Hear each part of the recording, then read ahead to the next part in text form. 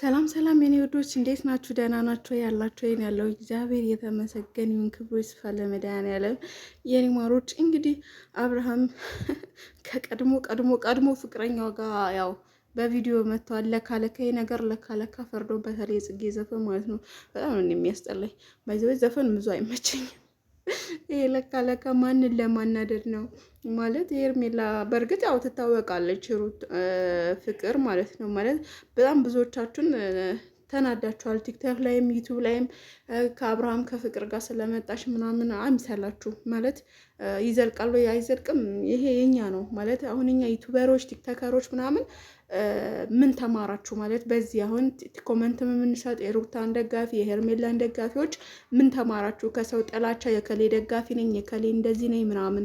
ምሳሌ ከሄርሜላና ከሩታ ደጋፊዎች ጋር ሁላችሁም እንትን አትሉም፣ የሆነ አምባጓሮ ፈጥራችሁ ነው።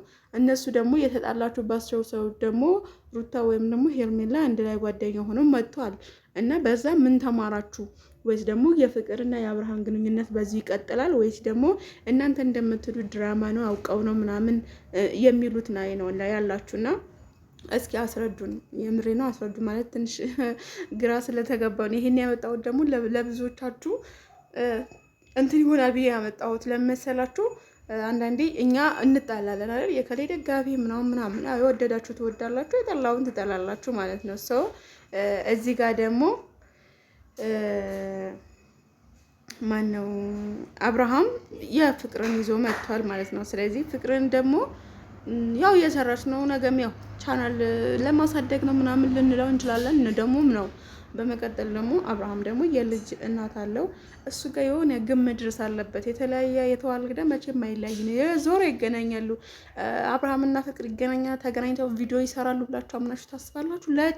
ለጭራሽ። እኔ እኮ አብርሃም ማለት ነው ብዙ ጥያቄ ነበረብኝ ከፍቅር ጋር ማለት ነው። እና በጣም ብዙ እዚህ ጋር ማውራት የማንችላቸው ብዙ ነገር ውስጥ ገብተናል። በተለይ በፍቅር በአብርሃም በሁለታቸው ዙሪያ ማለት ነው። እና ያለፈው አለፈና አሁን እነሱ እጅና ጓንት ናቸው። እኔ እና እሱ ግን በምን እንትን እንደተናከስን ምናምን የታወቀ ነገር ነው። እና አንዳንዴ ሰው ማለት ነው ለገንዘብ በጣም እንትን ይላል። አሁን እኔ የፍቅር ደጋፊ መሳደብ፣ የሄርሜላ ደጋፊ መሳደብ፣ የሩታ ደጋፊ እንትን ማለት አልችልም። ምክንያቱም ብዙ ነገር ተምሬበታለሁ።